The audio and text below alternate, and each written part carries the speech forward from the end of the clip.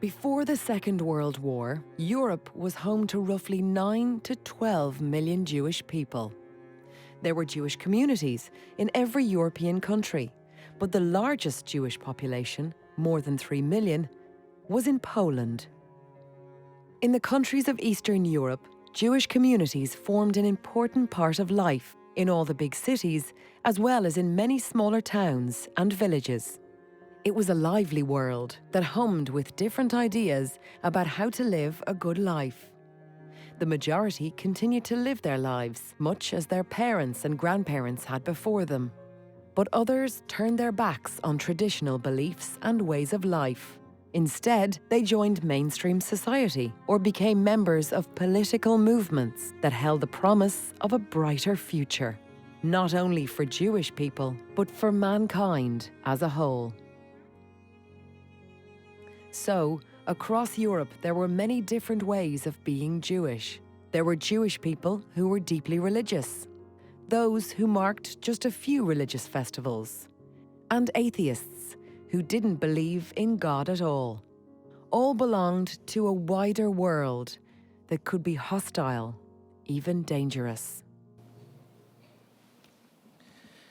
In 2005, the United Nations designated the 27th of January International Holocaust Remembrance Day. Every year, on this evening of remembrance, we solemnly mark Holocaust Memorial Day here in Dublin. We remember 6 million Jewish people murdered by the Nazis and their collaborators. And we remember other persecuted minorities who are victims of Nazi atrocities. This evening's commemoration provides us with the opportunity to cherish the memory of those who perished and to reflect on the consequences of the Holocaust. I invite Evelyn Byrne, Chairperson of Holocaust Educational Trust Ireland, to introduce this evening of remembrance.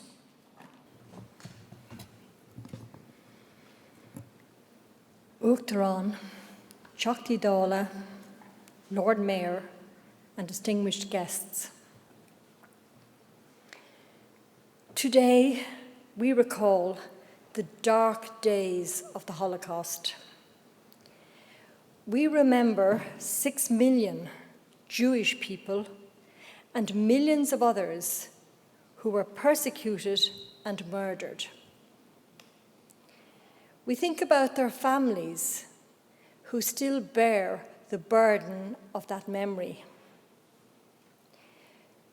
We remind ourselves in a world that is far from certain that evil does not reside in any one people or at any one time. In the 1930s, in Europe, fear and uncertainty nurtured extremes, and that unleashed a cataclysmic disaster on the world. But the Holocaust did not emerge from nowhere. It was the result of fear and uncertainty. It was the result of seeds that were sown over very many years. Seeds of hatred, seeds of mistrust, and indeed of anti-Semitism. Ultimately, they were the seeds of evil. Those who perpetrated the Holocaust were, like their victims, men and women, sons and daughters. They were cherished family members. And yet, given fertile ground for hatred, they became killers, and the world became a dark and a dangerous place. At times of great uncertainty, there is always a danger that extremists will triumph. Extremism can triumph and emerge among any nation at any time.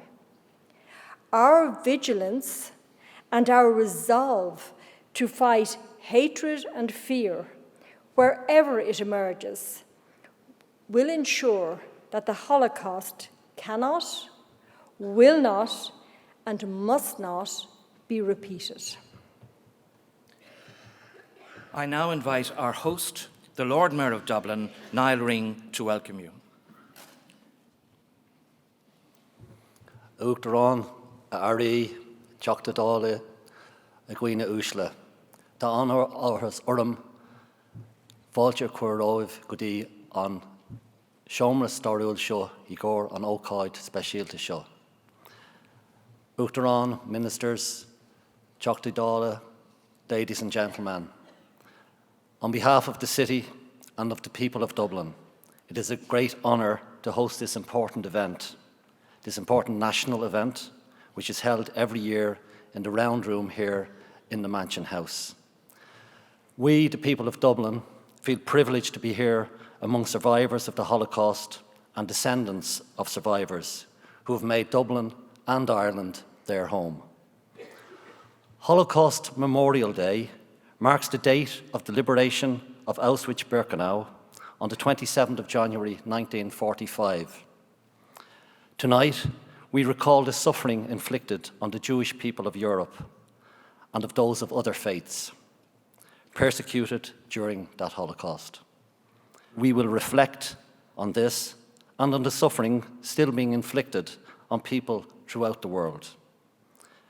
We acknowledge the work, the very important work of the Holocaust Education Trust Ireland in its endeavour to educate and inform about the Holocaust and ensure that this dark page of history is always, always remembered.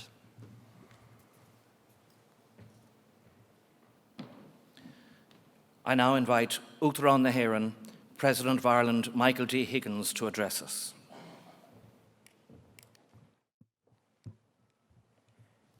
Hailse oed vera bolio a clia a hanish deri and buil den arachtas sa Gcuine Uaisle. Is prifled mar Uachtarán na hÉireann féin seo an ihe tófachtach seo, ihe tófachtach Cuineáin, ihe tófachtach Moráilte, agus is mín am mhuíchas as den cuire féin o'r gydachta an lá an ócáid fi tófachtach seo. Mar a gúirt mé ilia cuasaí Cuineáin I hamháin do mintar dúitigh ach don domhan iliach. Lord Mayor, Taoiseach ministers, members of the Oireachtas, distinguished guests, good people, I am honoured to have this opportunity to join you all here this evening and to share with you National Holocaust Memorial Day. And may I thank the Holocaust Education Trust, through their chairperson, for their invitation, and the Lord Mayor of Dublin, who is our host this evening. Let me begin by paying tribute to Holocaust survivors we will hear: Susie Diamond, Tommy Rakenthal, Walter Segules, who have joined us here today, and Jadzia Kaminska, who is representing her father, Jan Kaminski, and all of the second and third generation survivors who are also with us. I say to them that you are all so critical in helping us to bear witness to a dark and tragic chapter of the past, which by recalling and remembering, we are enabled, we hope, to ensure it will never be repeated. 74 years ago today, the 60th Army of the 1st Ukrainian Front opened the gates of Auschwitz and entered the Auschwitz camp complex. There they discovered approximately 7,000 surviving prisoners who had been left behind in Auschwitz by fleeing Nazis, and that number included 180 children.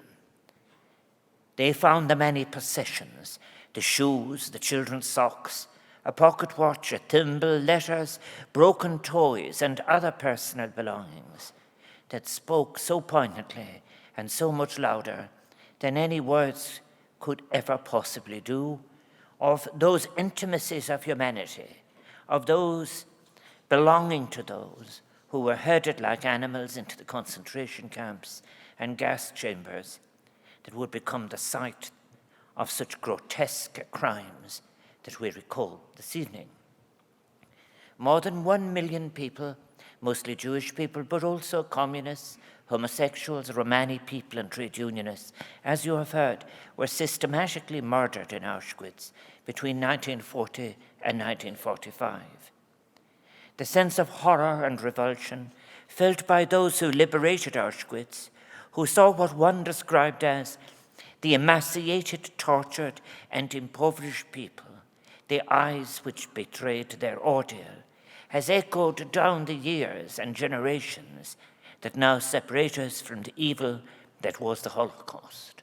But it must become more than an echo. The Jewish American writer and concentration camp survivor, Elie Wiesel, has asked, how do we remember? How do we mourn the 6 million people who died?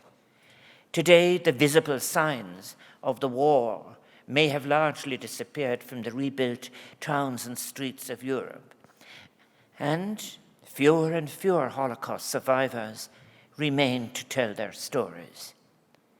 As time continues to pass and we move further away from that darkest and bleakest moment in history, it becomes all the more necessary that we understand the importance of remembering that dark chapter, and that we do not commit the grievous error of consigning the Holocaust and the lessons learned from it to a past that we wish foolishly to think may be no longer relevant in a modern world.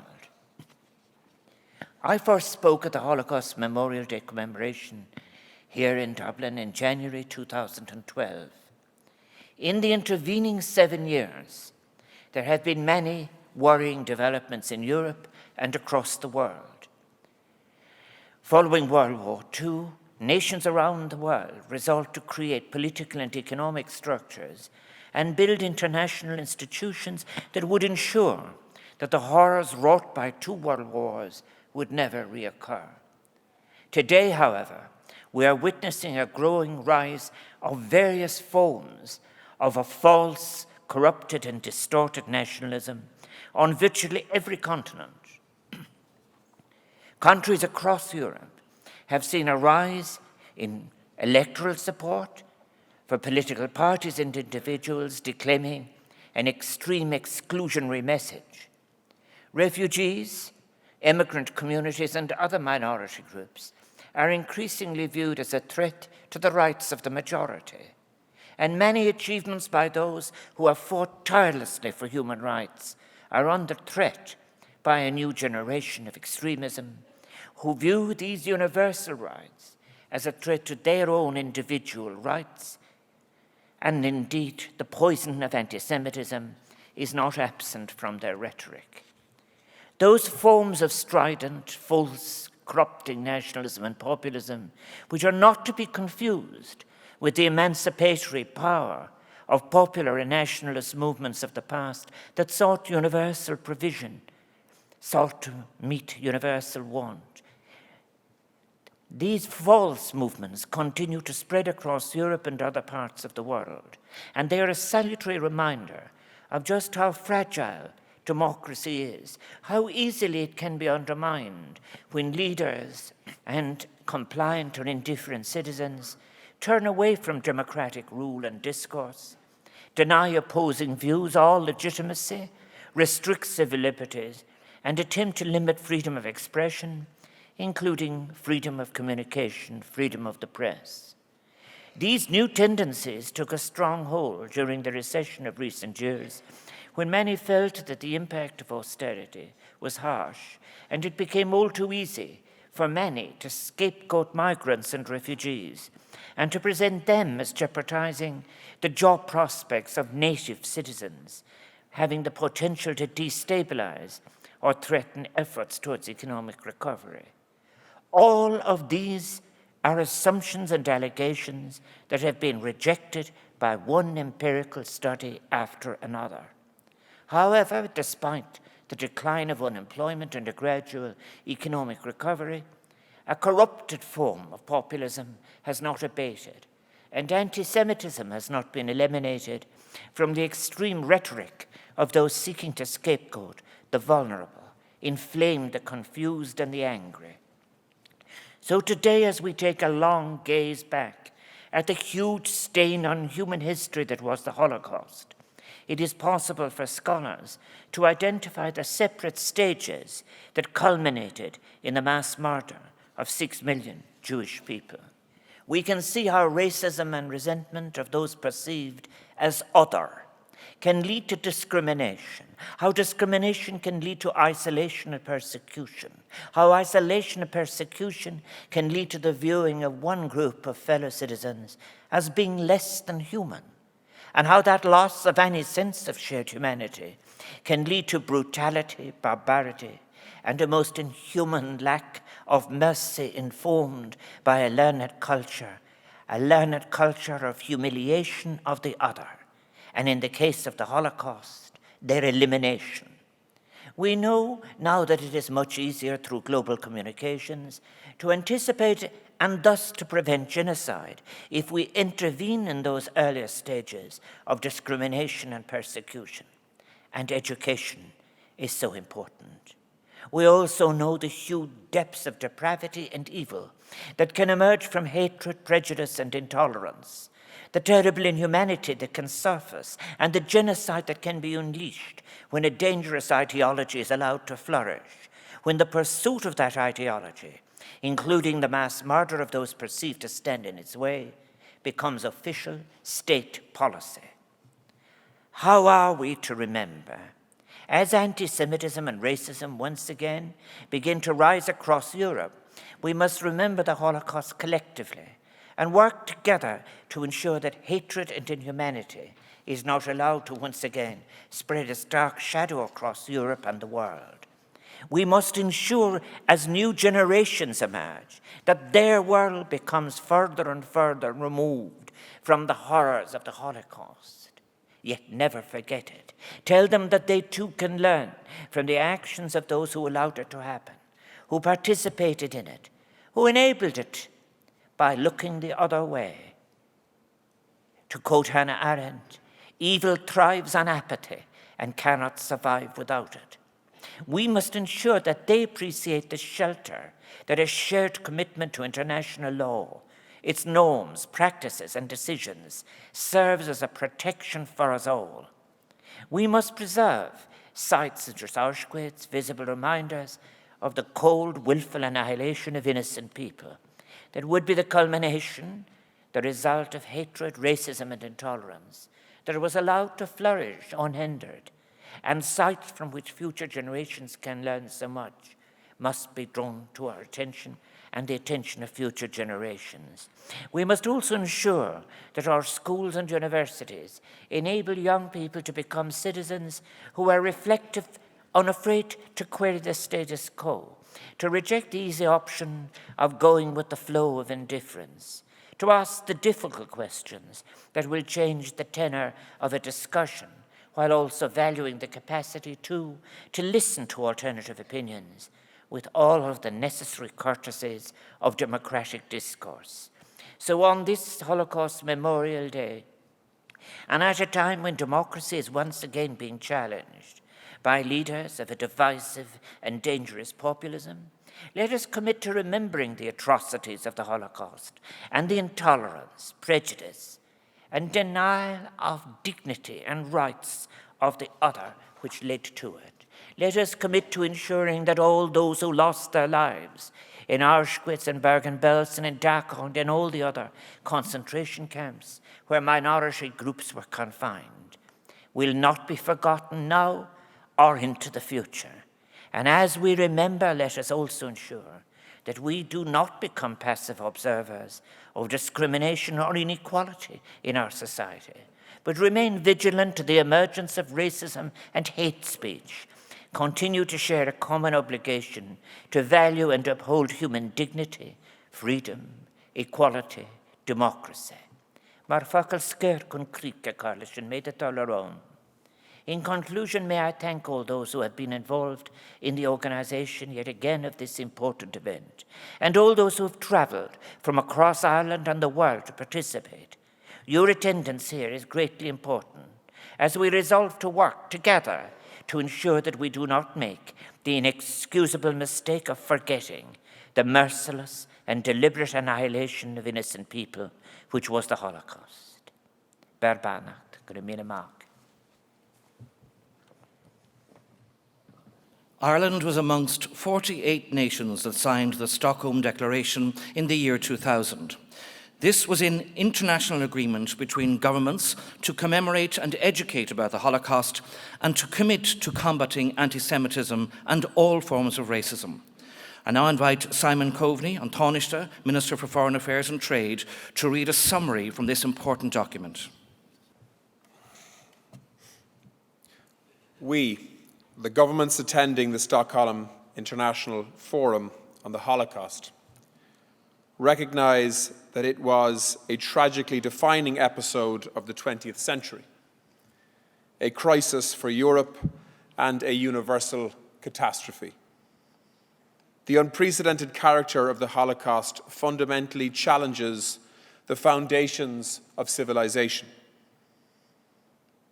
After more than half a century, it remains an event close enough in time that survivors can still bear witness to the horrors that engulfed the Jewish people. The terrible suffering of millions of Jews and other victims of the Nazis has left an indelible stain across Europe that must forever be seared on our collective memory.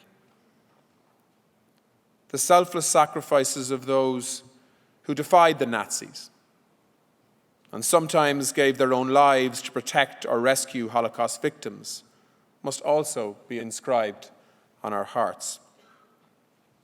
We pledge to strengthen our efforts to promote education, remembrance, and research about the Holocaust in our schools, universities, communities, and other institutions.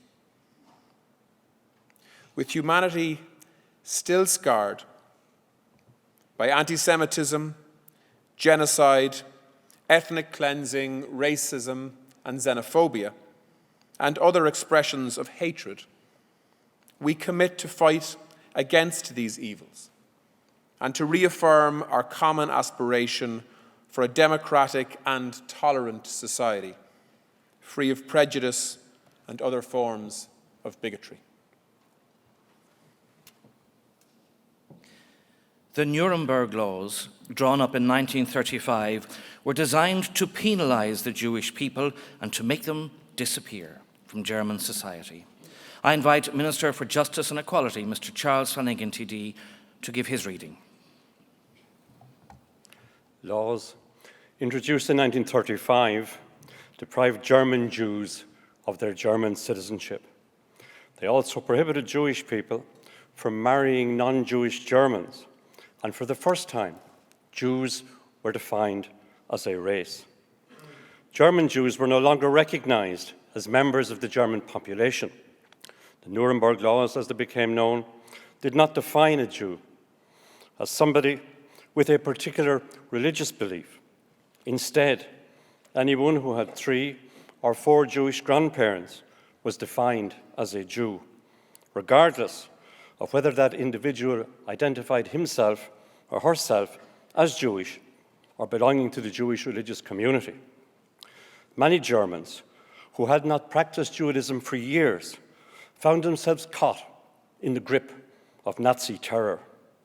Even people who had converted to Christianity many generations before were defined as Jews. Jews were sacked from their place of work, no longer able to serve in academia, in the civil service, in the media, or the military. Other ordinances to the laws really disenfranchised Jews, deprived them most of their civil rights and their human rights.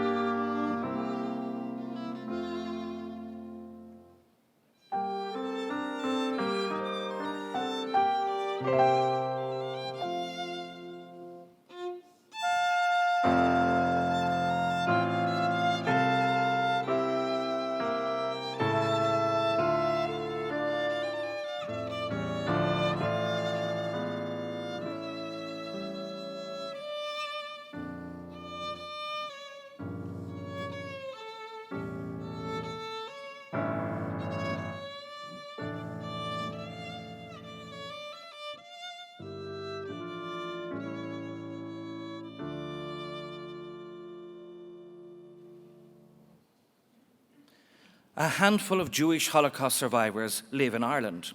All of them were children during the time of the Holocaust, and all of them found their way to Ireland by different means. Each of them lost many family members in the Shoah, and each has his or her own personal tale of survival. Tommy Reichenthal came to Ireland in 1959, and I invite him to tell his story. I'm here today not because of who I am, but because of what I am. I am a Jew and I am a survivor of the Holocaust. I was born in Slovakia in 1935. I was just 9 years old when I was captured by the Nazis along with my mother, brother, grandmother, aunt, and cousin. We were herded into cattle car, and from that moment onwards, we were treated worse than animals.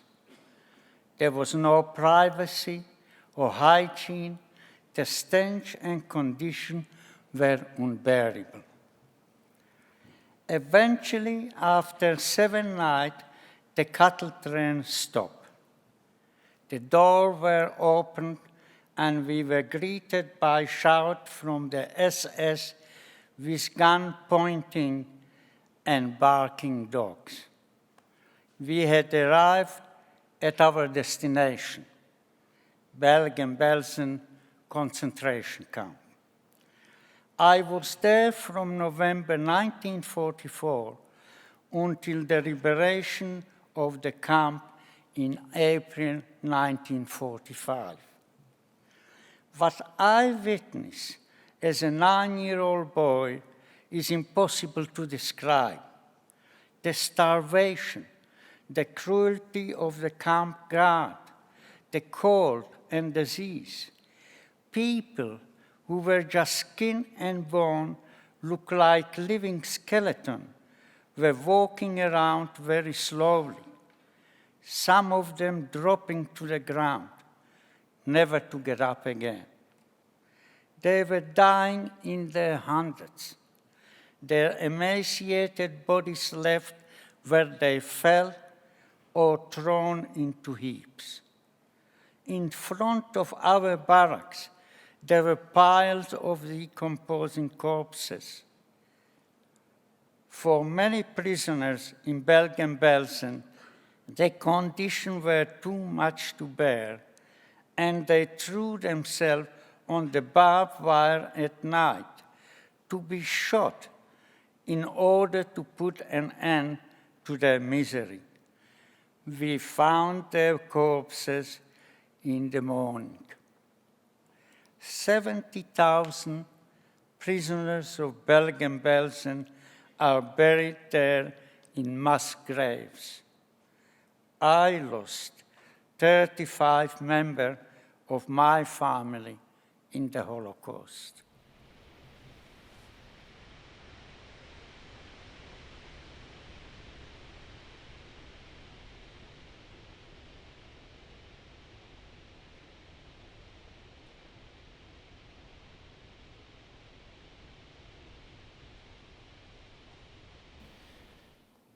I invite Patricia Gordon, principal of Stratford College, to tell us about the rules of identification imposed upon Jews by the Nazis.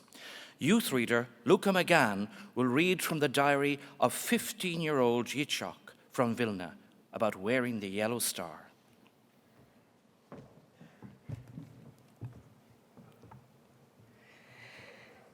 The Nazis forced Jewish people to wear identifying marks, yellow stars of David to be worn as badges or white armbands with blue stars on them. Like everyone in Germany, Jews were required to carry identity papers, but special identifying marks were added to those of Jewish people. A large letter J was stamped on their passports, and the middle names of Sarah for females and Israel for males were introduced. This enabled the Nazi police to easily identify Jews. The decree was issued that the Vilna Jewish population must put on badges front and back. I was ashamed to appear in them on the street, not because of what they were doing to us. I was ashamed of our helplessness. It hurt me that I saw absolutely no way out. Gradually, Jewish people were squeezed out of German society. I invite film director Lenny Abrahamson to give his reading.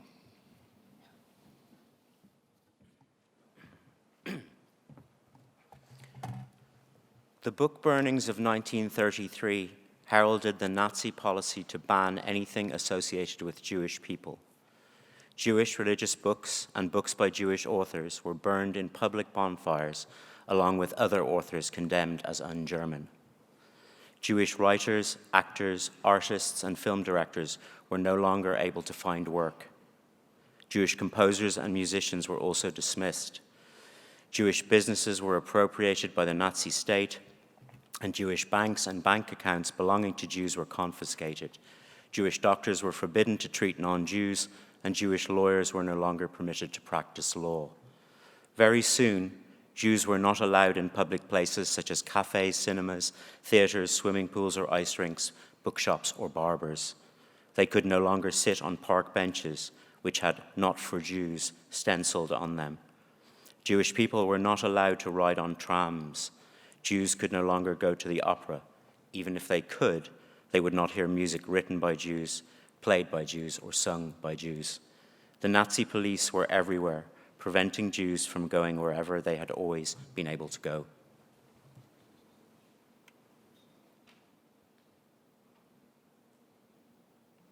By July 1938, as pressure was increased on Jews to leave Germany and German-occupied lands, hundreds of thousands tried to flee. President Roosevelt convened an international conference in France to consider the unfolding Jewish refugee crisis. I invite William Noe from the European Commission Representation Office in Ireland to tell us about the Avion Conference and its parallels in our world today.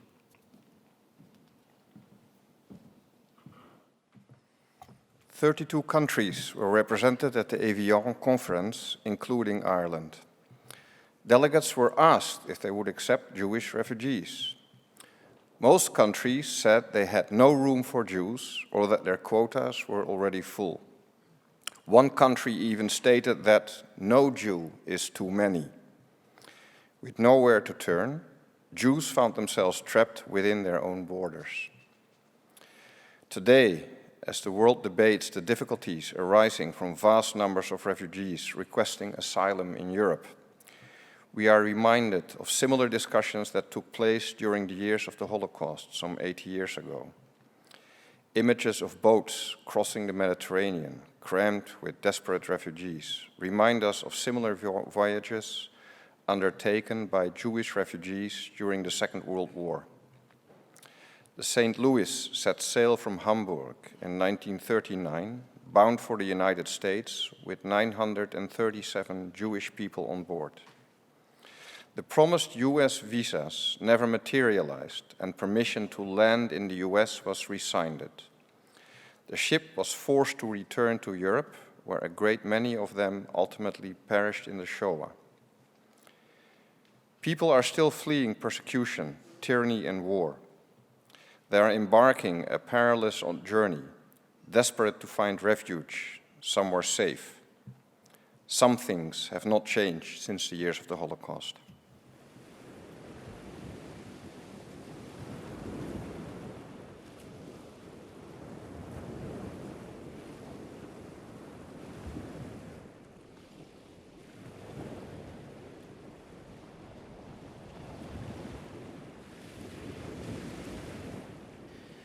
As the German grip tightened, thousands of Austrian Jews fled the country. Not all of them reached safety. I invite Walter Sekules to tell us his family's story.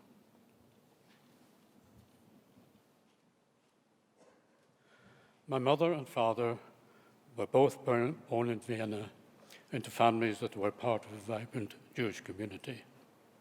At that time, there were about almost 200,000 Jews living in Austria. The flourishing Jewish community and Jewish participation, particularly in arts and commerce, was extinguished forever in 1938 when Nazi Germany annexed Austria as part of the German Reich. This was followed by the November pogroms, Kristallnacht, after which Viennese Jews were desperate to leave. Along with their baby daughter Ruth, my parents escaped to Estonia, one of the few countries that did not require exit visas. They arrived with no money or knowledge of the language. I was born in Tallinn in 1940. My father managed to find work and they get by until 1941 when the Soviets arrested the family as enemy aliens and deported them to Siberia. Under very harsh conditions through scorching summers and freezing winters, my family survived the Nazis, the war, and 3 Soviet camps in Siberia during more than 6 years of detention and exile. As Europe was liberated, the Austrian and Hungarian, most of whom were Jews incarcerated in Soviet camps, were at long last to attain freedom, 2 years after most others. In 1947, my family were released and started their grueling 3-month journey and more than 3,000 miles back to Austria. In 1948, we were reunited with family in the United Kingdom who had believed that we had perished. It took them a while to realize that we had survived and had avoided the fate that had befallen millions of European Jews.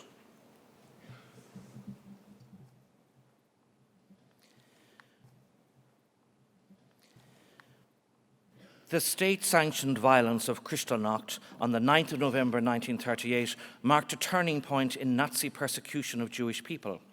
I invite Patrick Prendergast, Provost of Trinity College Dublin, to tell us about the November pogrom.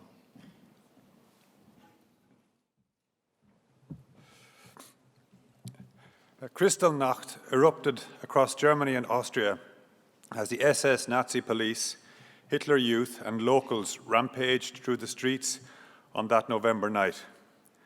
Hundreds of synagogues, schools and businesses were destroyed and set ablaze. Windows were smashed, leaving the streets strewn with glass. Over 1,000 Jews were beaten to death or committed suicide out of despair. Some 35,000 Jewish men were thrown into concentration camps. Jewish cemeteries were desecrated, and thousands of apartments and shops belonging to Jewish people were looted. After the destruction, the Jewish communities were fined 1 billion Reichsmarks to pay for the damage. The horrific violence that took place during Kristallnacht impacted profoundly on the Jewish communities as a portent of what might lie ahead. It convinced them that they were in imminent danger.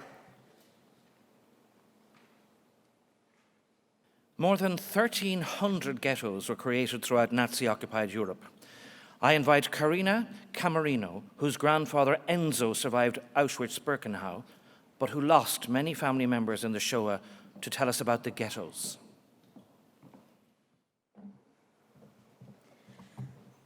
It is estimated that more than 1 million Jewish people died in the ghettos, which were created in every country occupied by the Germans. They were usually established in poor and run-down areas of cities and large towns with little sanitation, chronic overcrowding, and starvation rations. Ghettos were usually located close to railways. They were often near killing sites or death camps. Many ghettos were walled in or fenced off, and Jews who left them without permission were severely punished. The brutality, starvation, overcrowding, and disease all contributed to the death toll. Although there are heroic stories of resistance, most of the ghetto populations were murdered, and there were few survivors.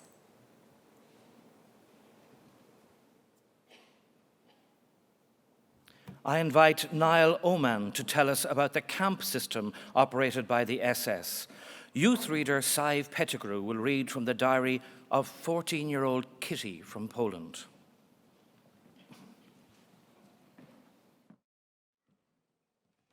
There were thousands of concentration camps, slave labour camps, and transit camps throughout the territories of the Third Reich. Jews and others incarcerated in these camps were worked or beaten to death, or perished from brutality, exhaustion, cold, hunger, or disease. 6 death camps were established by the Nazis, all of them on Polish soil, where approximately 3 million Jews and thousands of other victims were murdered in gas chambers. Prisoners were selected to live or to die. 90% were selected to die. They were ushered into undressing areas where they were told to leave their clothes neatly on the numbered pegs and to tie their shoes together to make them easier to find when they came back from the showers. They never came back. Their clothing, shoes, and personal belongings were sorted and sold in markets back in Germany. Human hair was used in the manufacture of textiles. This systematic industrial process of murder was unprecedented in human history. As evening came, the whole sky was red. Smoke and flames were pouring out of all the chimneys. None of us slept that night. It was no longer possible to pretend, even to yourself, that the stories were not really true. All that we had heard and guessed was now before our eyes. Here were the death factories. When the German army invaded Russia in June 1941, it was followed by killing squads called Einsatzgruppen. I invite Kieran Cronin to give his reading about the killing squads operating in the Eastern Territories.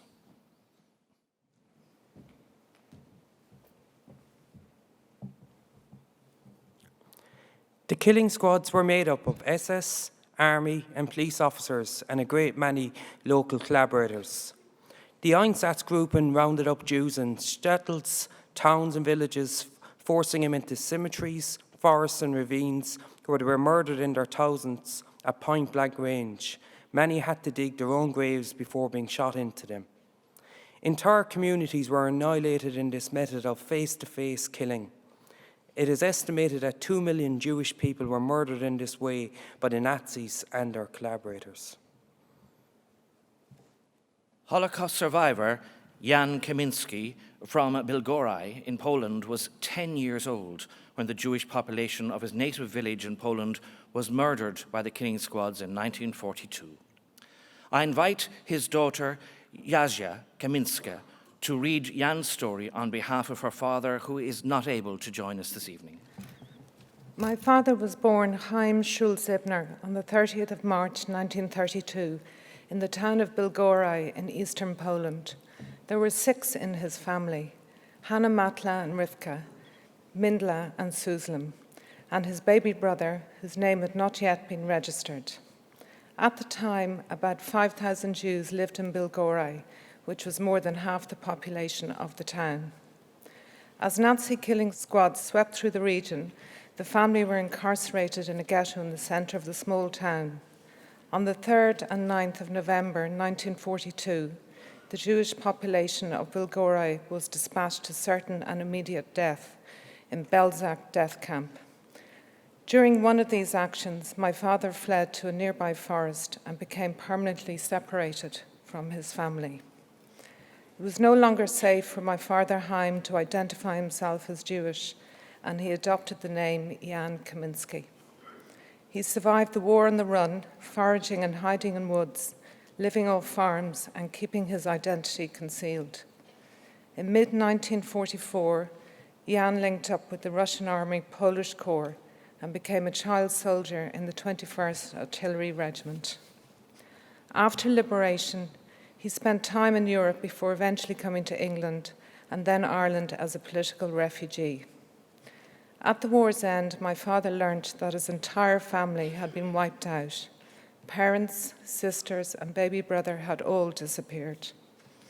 Anti-Semitism still prevailed in Poland, and pogroms against Jews still took place.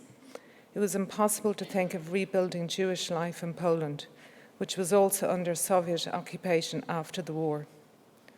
Following the withdrawal of Soviet forces and the liberation of Poland in 1989, there has been a modest project of Jewish revival taking place in Belgorod. My father is now 87 years old and still lives in Dublin. For more than 30 years, Dad has been searching for any one of his family who might have survived, but to date, no trace of immediate family members have been found. His search continues. Word reached Berlin that some members of the killing squads found their work distressing. They asked head office to find a more efficient way of murdering Jews. This prompted the convening of a special conference to discuss the issue. I invite Michael Rothschild, who lost more than 40 members of his extended family in the Holocaust, to tell us about the 1C conference. On the 20th of January 1942, 15 high-ranking Nazis and government officials were invited by Reinhard Heydrich, chief of the Reich Main Security Office, to a conference in a lakeside village at Wannsee, outside Berlin. He asked the delegates to endorse Hitler's plans to introduce mechanisms for the total annihilation of the Jewish people of Europe. Adolf Eichmann presented the delegates with a list of the number of Jews living in each European country who the Nazis intended to annihilate. Ireland appears on the list with a total of 4,000 Jews. The delegates debated at length as to who was Jewish according to bloodline considerations and discussed evacuation and resettlement. Euphemisms for murder. They concluded that a more efficient method of killing was necessary, one that would produce little residue and spare those operating the killing sites negative psychological trauma of face-to-face killings. Over fine food, brandy, and cigars, it took the delegates less than 2 hours to unanimously endorse Hitler's final solution of the Jewish question: the murder of Jewish people by poison gas.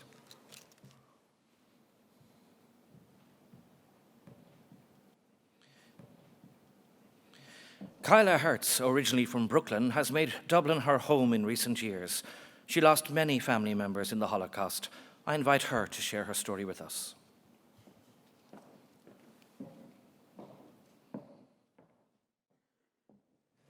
My father's father, Wolf Hertz, was 27 when he, his parents, and 4 siblings were rounded up in their home in Galicia, now western Ukraine. They were taken to a ghetto in the nearby city of Drohobych.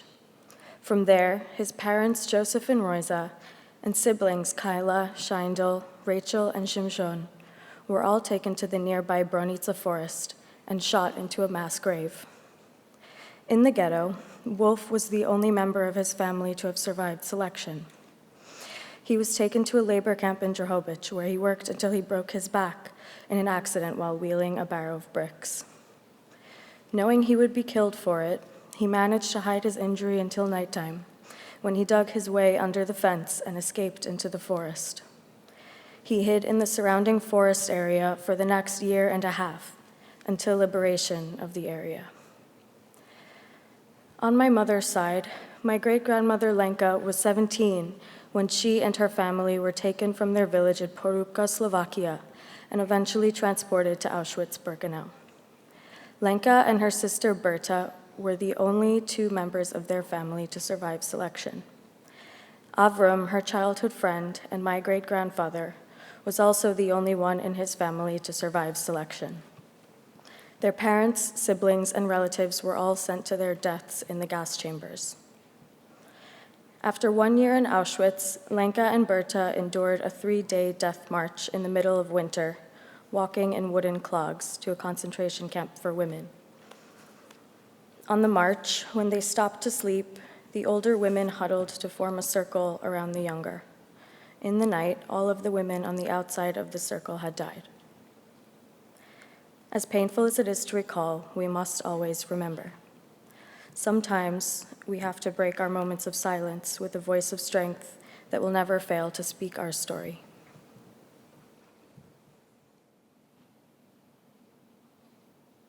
While undertaking research pertaining to his family history, David Jackson has come across Irish-born Jews who perished in the Holocaust. I invite him to give his reading.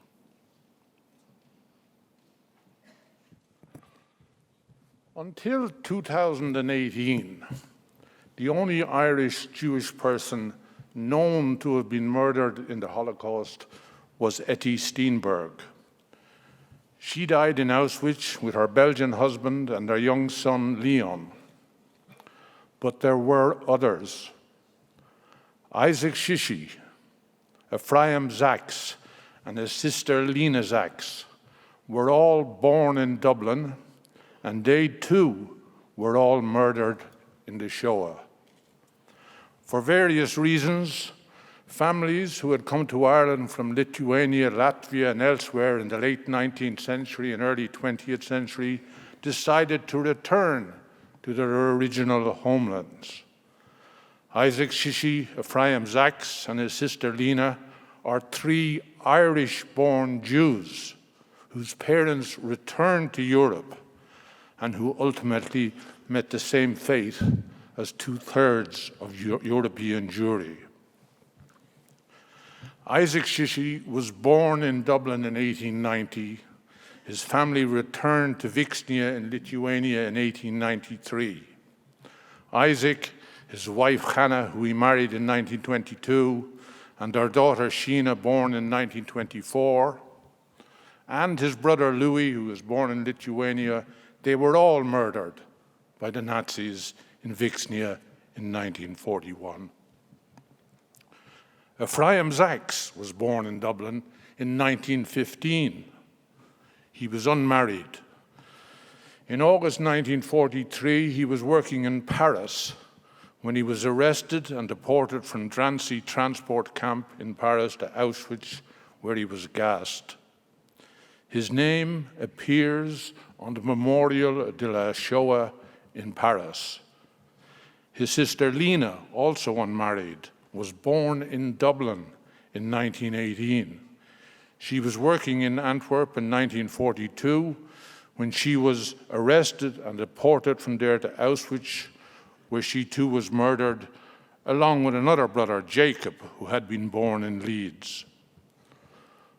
Other members of the Irish Jewish community may also have family who returned to Europe, and there may be more Irish-born or naturalized Irish citizens or their children who were murdered in the Holocaust. It is likely that these stories are mirrored in other Jewish communities around the world. I invite Maurice Cohen, chairperson of the Jewish Representative Council of Ireland, to give his reading about the uniqueness of the Holocaust for the Jewish people.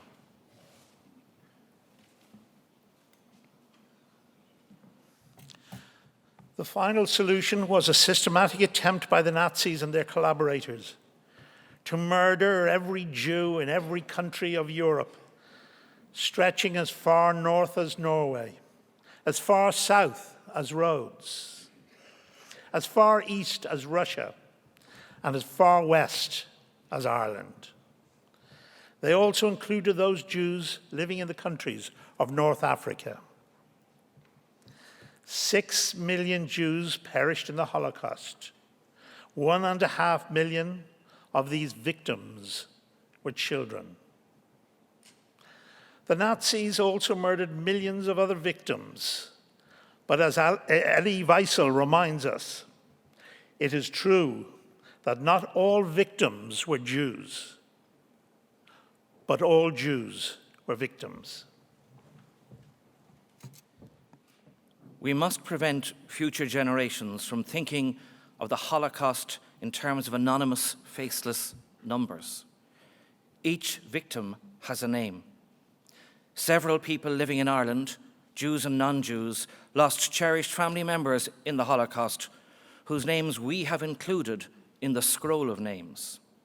For some of them, we know their place of birth, their country of origin, their age, and their place of death. For others, we have only a name, but every victim has a name. In this small way, we honour their memory and give them a personal Irish memorial. I invite pupils of Stratford College, Dublin, Coláiste Kilwantown, Wicklow, Kishogue Community College, Dublin, and Dominican College, Galway, to read from the scroll of names. Max Heller, Clara Heller, Gisela Molnar, Sandor Molnar, Beila Hirschberg, Matthias Hirschberg, Rukla Orzel, Feivel Orzel, Schlasma Urbach, Hirsch Urbach, Tauba Urbach, David Joseph Urbach, Shaul Urbach, Abe Zvi Urbach, Gitzla Freyla Urbach, Leah Fegla Urbach, Nukheim Mordecai Urbach, Sarah Urbach, Chill Urbach, Simon Urbach, Nuchem Urbach, Fegla Urbach, Perla Urbach, Frimetta Urbach, Moses Klein, Hilda Frankel, Kurt Frankel, Walter Frankel, Herbert Frankel, Fritz Frankel, Zygmunt Frankel, Salomon Del Monte, Caroline Wolfgang Wolf. Wolf, Sally Wolf,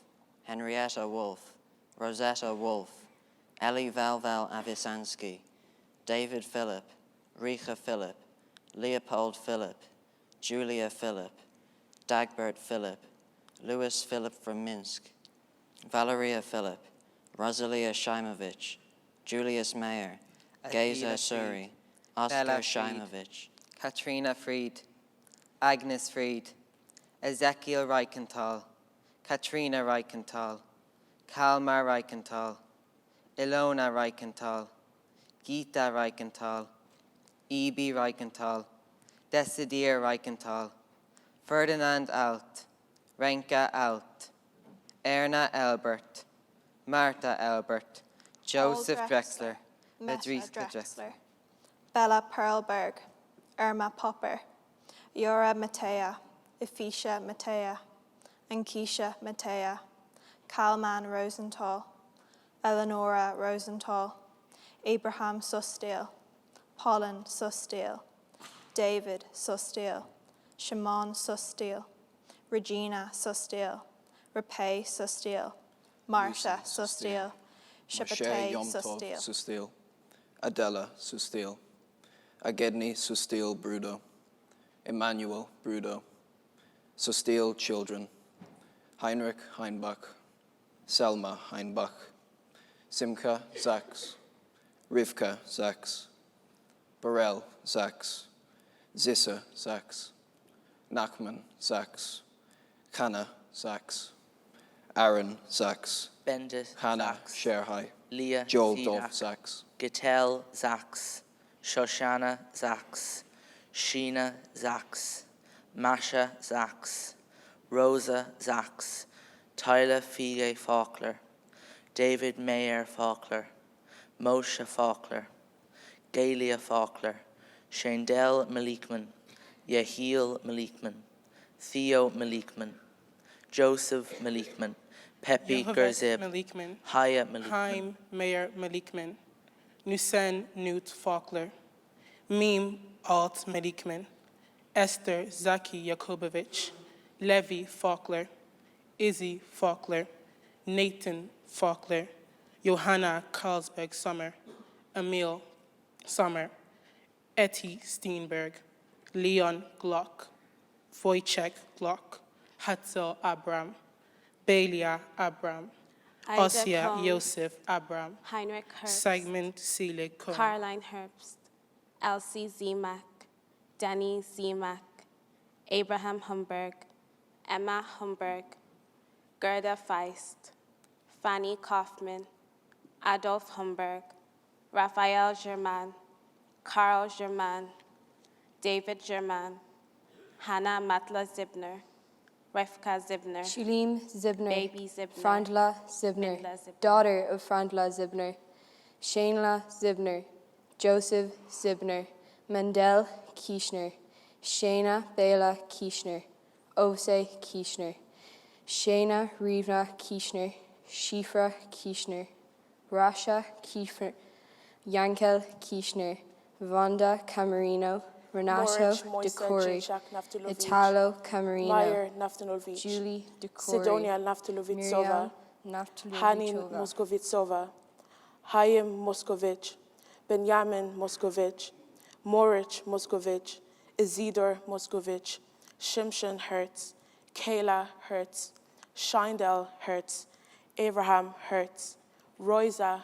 Hertz, Yosef Hertz, Leib Hertz, Meir Hroshowski, Rachel Hroshowski, Kayla Hroshowski, Hirsch Hroshowski, Kashtov, Michaela Kashtov, Shima Kashtov, Devora Krashnik, Miriam Krashnik, Henna Krashnik, Fega Krashnik, Annie Ottenwolf, David Glasson, Jeanette Glasson, Paul Talma, Sarah Talma, Isaac Shisi, Ephraim Sachs, Lena Jean Sachs.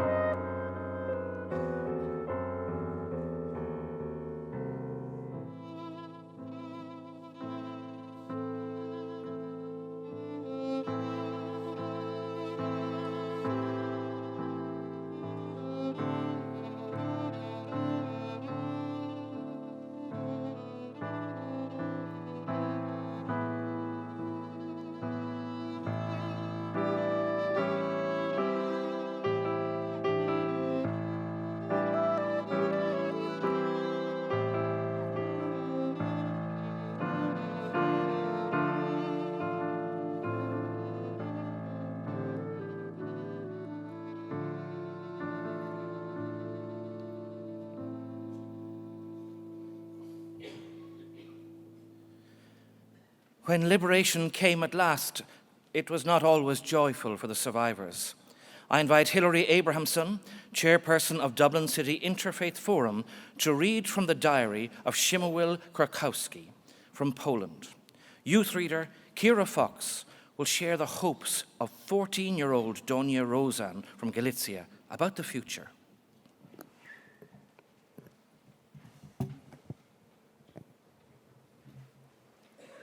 Although we had seen a lot and experienced the worst, we still had hoped, still had dreamed. All those days we had struggled to survive, hour after hour, day after day. There had been no time to grasp the enormity of our tragedy. Now, everything became clear. No longer were our families waiting for us, no homes to go to. For us, the victory came too late, much too late. I ask you not to forget the deceased.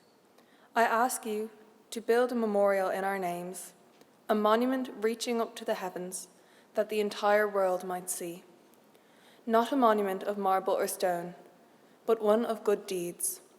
For I believe that only such a monument can promise you and your children a better future. Only thus can we be sure that the evil that overturned the world will never return.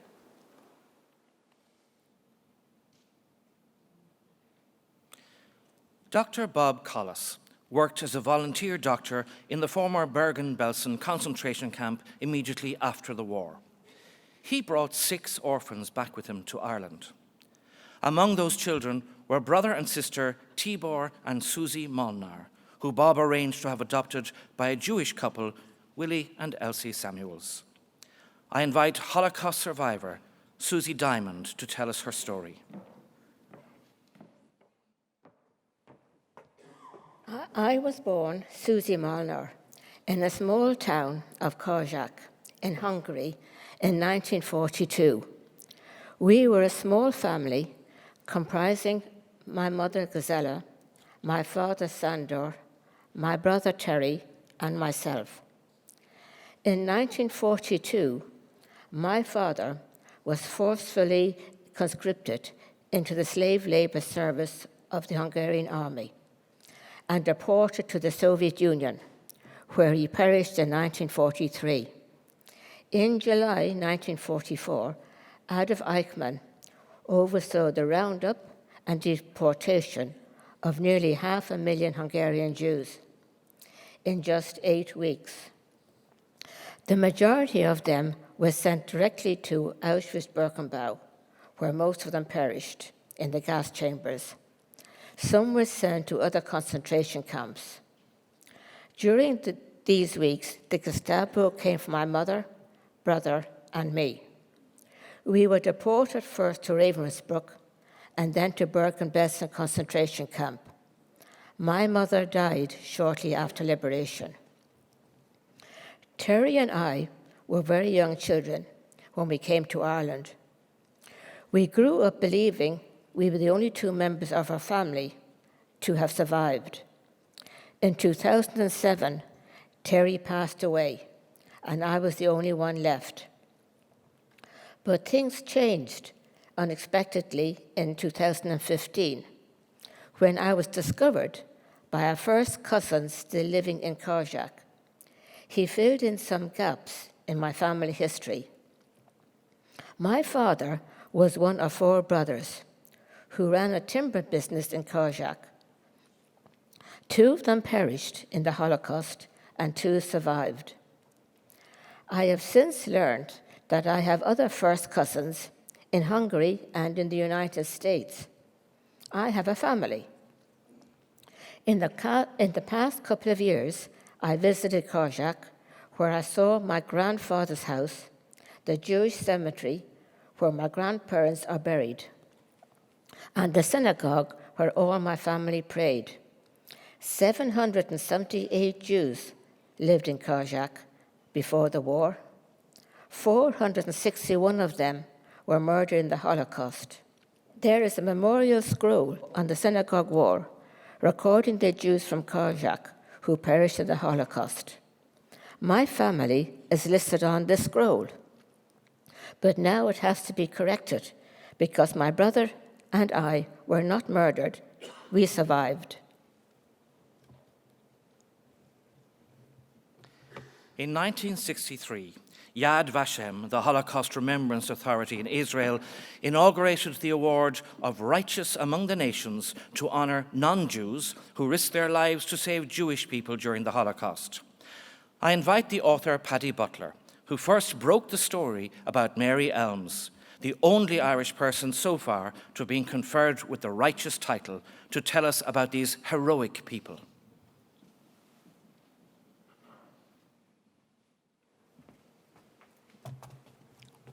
Only a fraction of the Jewish people were saved, and yet thousands of people in every country occupied by the Third Reich risked their lives to save Jews during the Holocaust. There are over 26,000 names of righteous listed in the Yad Vashem records, but the true number is probably double that figure. The righteous come from diverse social, ethnic, and religious backgrounds. They are farmers, priests, nuns and soldiers, believers and non-believers. They were families, groups of friends, or members of organized efforts such as the Dutch resistance, the village of Chambon-Saint-Lignon in France, or Zigota in Poland. They were the people of Denmark, Bulgaria, and Albania. They were the mayor and the bishop of the island of Zakynthos, and diplomats such as Raoul Wallenberg from Sweden, who saved Jews in Budapest, or the Japanese consul in Lithuania, Sukira Sempo.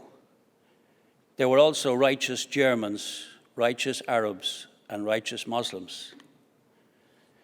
Mary Elms was an Irish woman from Cork, working with refugees in the south of France. When France fell to Germany in 1940, thousands of Jews fled south and were incarcerated in the Riesalt transit camp, from where they were deported to Auschwitz and other Nazi camps. Mary and her colleagues succeeded in saving scores of Jewish children from the Nazis. She died in 2002 and was awarded Righteous Among the Nations posthumously by Yad Vashem in 2013.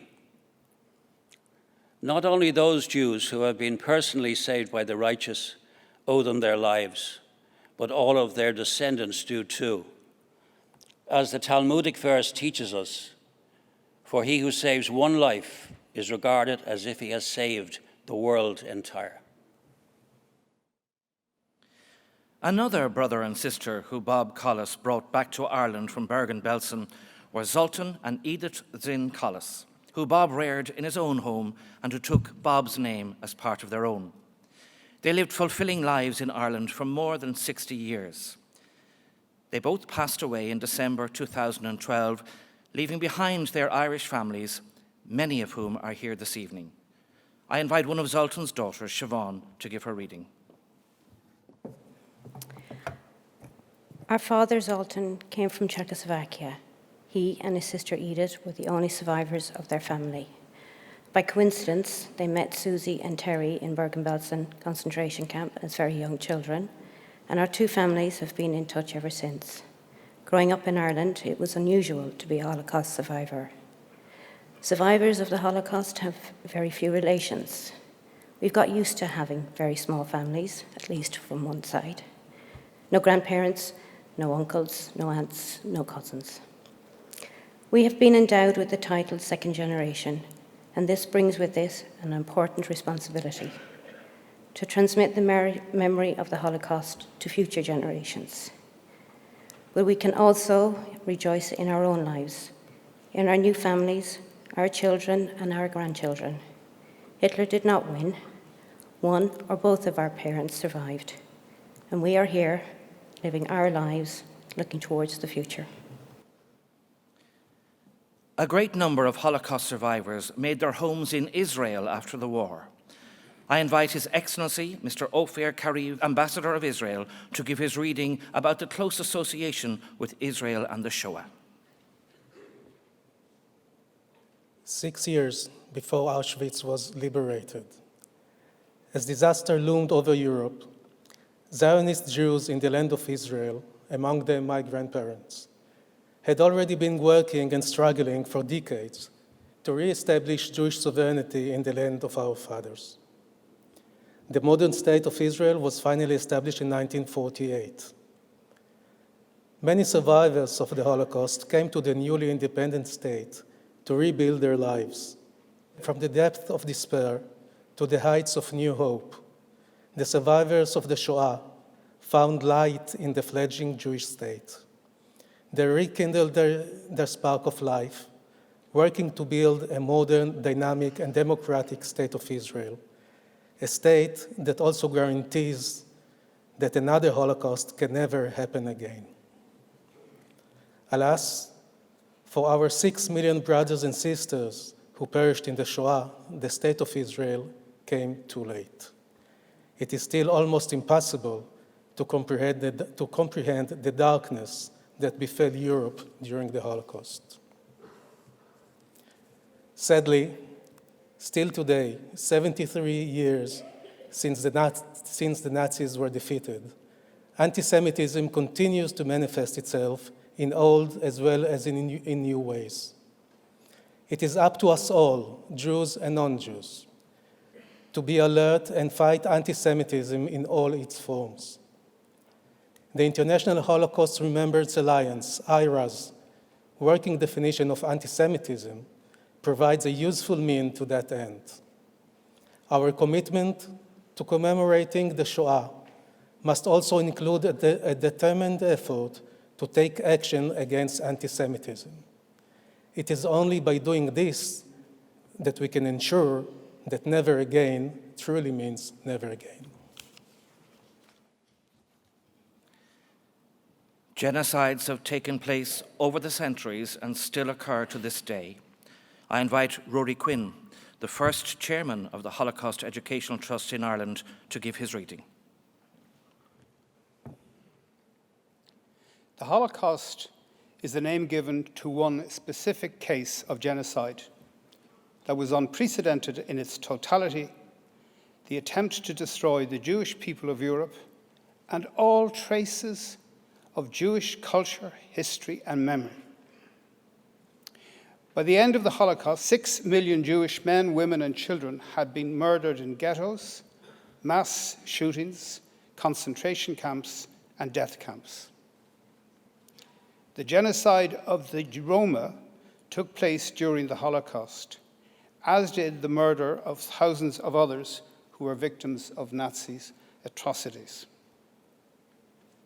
In all cases of genocide, people have been targeted because of their ethnicity, religious beliefs, or political affiliations. In Armenia, over 1 million people were murdered between 1915 and 1923. In Cambodia, in the 1970s, it is estimated that 2 million people were murdered by the Khmer Rouge. And in Rwanda in the 1990s, almost 1 million people were murdered, often by neighbors and people that they knew, who joined the bands of killers in face-to-face killings. In Bosnia, more than 8,000 Muslim men and boys were massacred in Srebrenica in 1995, in the single largest mass murder in Europe since 1945. Genocide is not a single event in time, but a gradual process that begins when discrimination, racism, and hatred are not checked. It is up to all of us to respect one another when we see injustice, and we should speak out.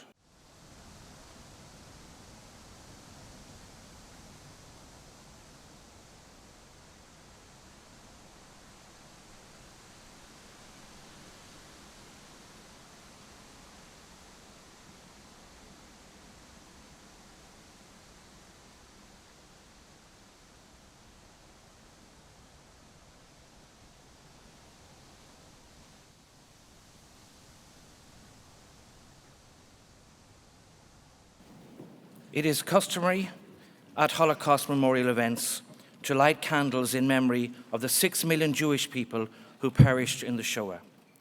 In Ireland, we also light candles in memory of all of the victims of Nazi atrocities.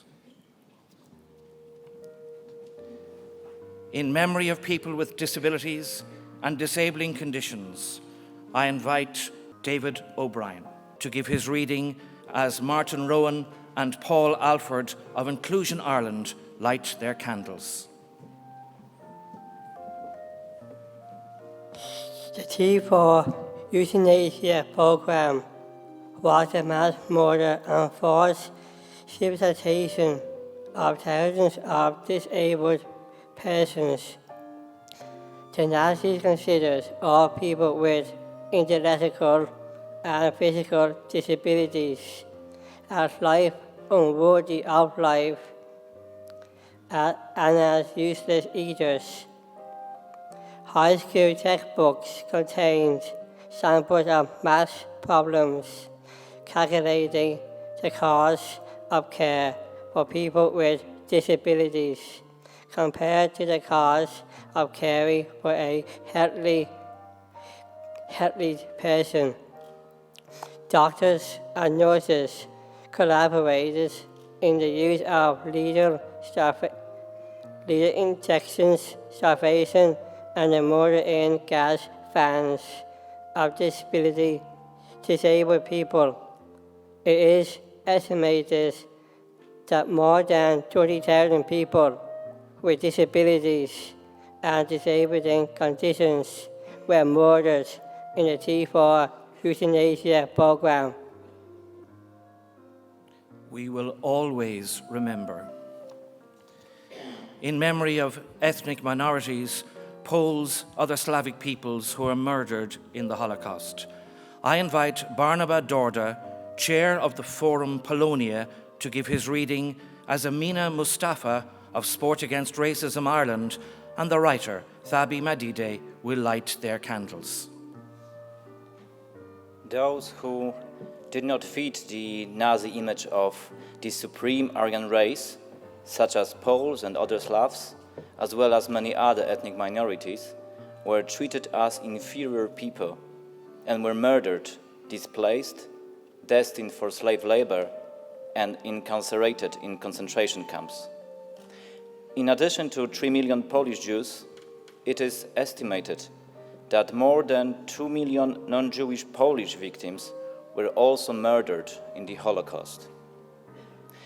Approximately 200,000 Polish children were kidnapped and placed with German families to be Aryanized and reared as Germans.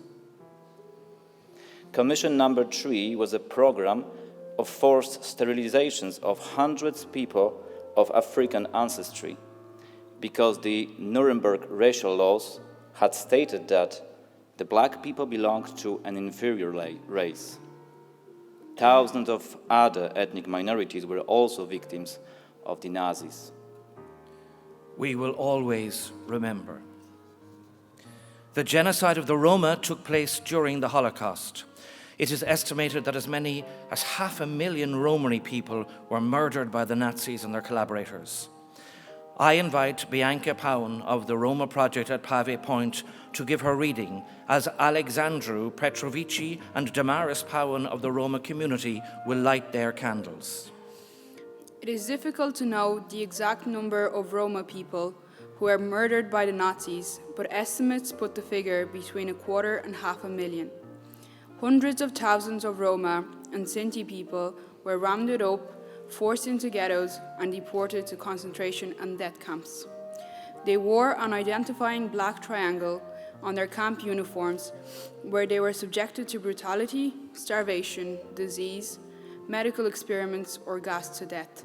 In our language, we call the murder of the Romani people the parajmos, the Great Devouring. We will always remember. In memory of the homosexual men and women who were persecuted and murdered during the Holocaust because of their sexual orientation, I invite Max Krzyzanowski, Grand Marshal of Dublin Pride 2016, to give his reading as Gráinne Healy, co-director of the Yes Equality campaign, and Caroline Keane of the National Gay and Lesbian Federation will light their candles. The vibrant, cultural and inclusive society that was prevalent in Berlin in the 1930s changed dramatically when the Nazis came to power. Thousands of gay men were arrested and imprisoned in concentration camps where they were subjected to harder work, less food, and greater brutality than the other inmates. Thousands were put to death. Lesbians were identified as asocials and treated as common criminals.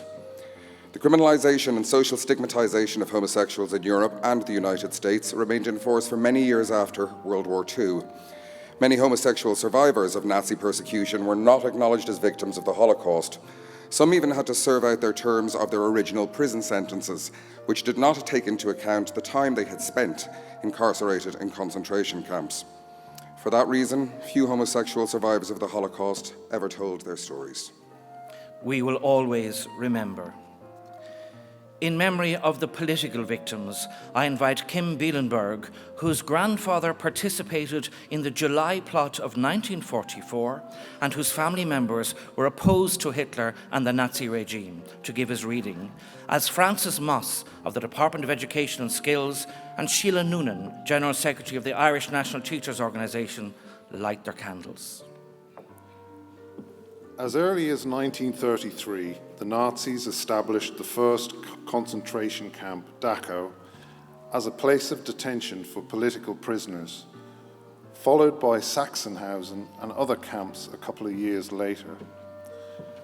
The Nazis persecuted and murdered thousands of political opponents, some for what they did, some for what they refused to do, and some for what they were. Communists, trade unionists, and social democrats were brutally suppressed. Strikes were prohibited, trade unions and cooperatives were abolished, and their assets confiscated. In 1934, the Night of the Long Knives was Hitler's great purge, when he ruthlessly persecuted and murdered his political opponents in their hundreds, ridding the Nazi Party of those he distrusted, as well as some of his devoted friends and anti-Nazi figures within Germany. My maternal grandfather, Fritz Dietloff von der Schulenburg, was one of the key conspirators in the July plot to assassinate Hitler in 1944. He was captured, tried before a so-called People's Court, found guilty, and executed. We will always remember. In memory of the Christian victims of all denominations who were persecuted and murdered during the Holocaust, I invite the Very Reverend Maria Jansen to give her reading as Elaine O'Sullivan, Chairperson of School Chaplains Association, and Father Liam Lacey of St. Vincent's Parish Church light their candles. The Nazis persecuted and murdered Catholics, Protestants, and others of Christian affiliation.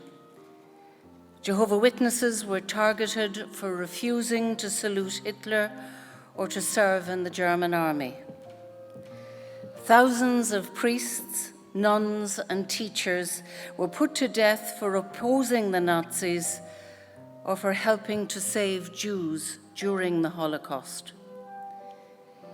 We recall the Quakers who worked tirelessly to assist those trying to escape from Hitler's tyranny. There were many thousands of righteous Christians and thousands of Christian victims. We will always remember. 6 candles are dedicated to the memory of the 6 million Jewish people, including 1.5 million children, who were annihilated in the Holocaust. Jews were murdered in the concentration camps, labor camps, and death camps. Jews perished in the ghettos. Jews died of starvation and disease.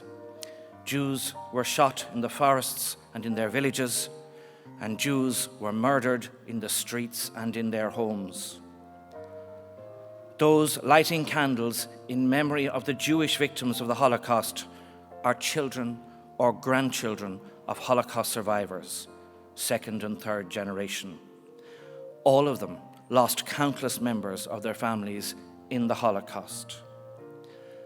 I invite Jonathan Phillips, whose father Jeffrey escaped Germany on the Kinder transports, but whose parents David and Raisha Philippe and other family members perished in the Holocaust. Eleanor O'Higgins, whose maternal grandparents, Avram Yitzchak and Etke Rivka Ozdoba, her Aunt Suri, uncle, cousins, and other family members perished in the Holocaust. Yoram Tokar, whose great-uncle and aunt, David and Jeanette Galassin, also Paul and Sarah Talma, and other family members perished in the Holocaust. Nurit Schulman, whose grandparents, Abraham and Emma Humberg, uncles, aunts, and other family members perished in the Holocaust.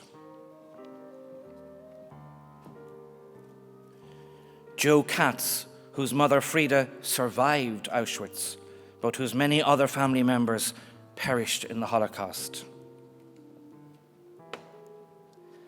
Charlotte Kaplan, whose father, Raphael Urbach, survived Buchenwald and Theresienstadt, but whose other family members perished in the Holocaust.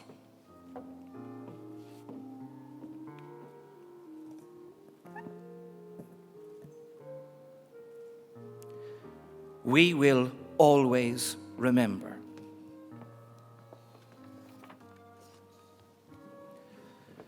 The first Holocaust Memorial in Ireland was unveiled in 1995 in the Garden of Europe in Listowel, County Kerry. Paddy Fitzgibbon, who inaugurated the project, delivered a moving speech at the time.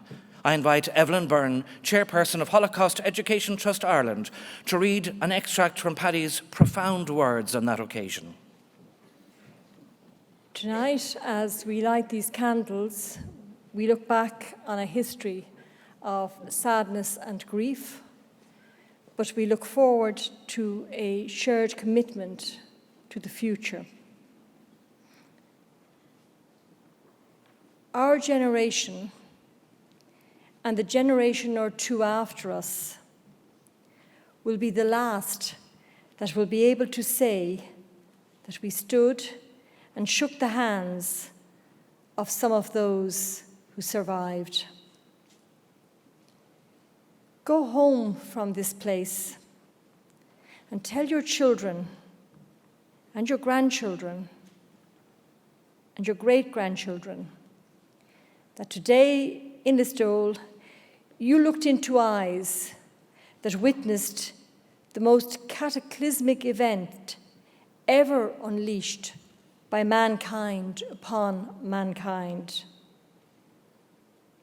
Tell them that you met people who will still be remembered and still talked about and still wept over 10,000 years from now. Because if they are not, there will be no hope for us at all. The Holocaust happened, and it can happen again. And every one of us, if only out of our own self-preservation, has a solemn duty to ensure that nothing like it can ever occur again. I invite Rabbi Zalman Lent and Cantor Alwyn Schulman of the Irish Jewish community to recite the prayer for the repose of the souls of the departed.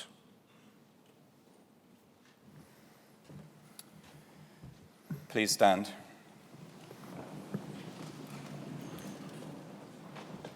O God, full of mercy, who dwells on high, grant proper rest on the sheltering wings of your divine presence, among the holy and pure who shine like the brightness of the firmament, for the souls of all the holy and pure and innocent who were killed, murdered, slaughtered, burned, drowned, and strangled at the hands of the Nazi oppressors in Auschwitz, Belzec, Bergen-Belsen, Dachau, Chelmno, Majdanek, Sobibor, Treblinka, and other concentration and death camps in Europe. We now pray for those souls. May their resting places be in the Garden of Eden, and so may the Master of Mercy shelter them for eternity with the cover of his wings. and may he bind their souls in a bond of everlasting life. May the Lord be their inheritance, and may they repose in peace upon their heavenly resting places. And let us say, Amen.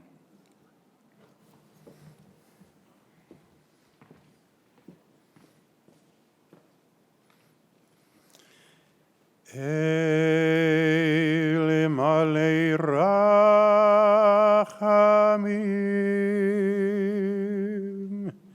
shochein b'meromim, hamtzei menucha nechona al kanefei השכינה.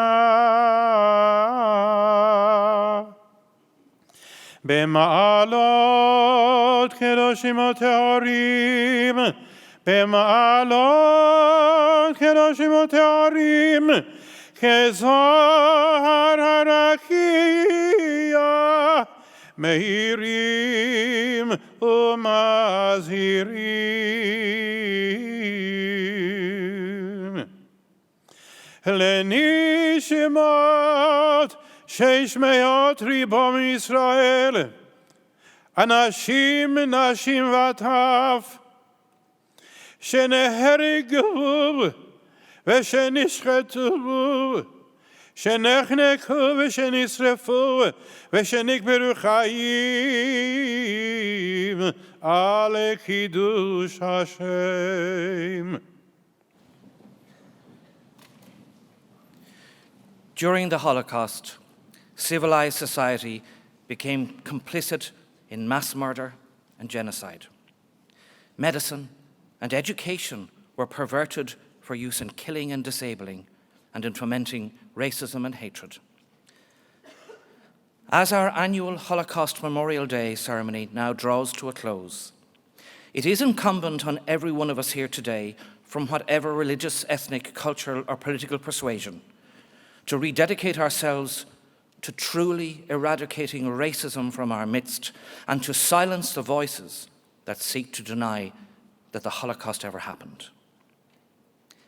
Ladies and gentlemen, thank you for joining us in this evening of solemn commemoration.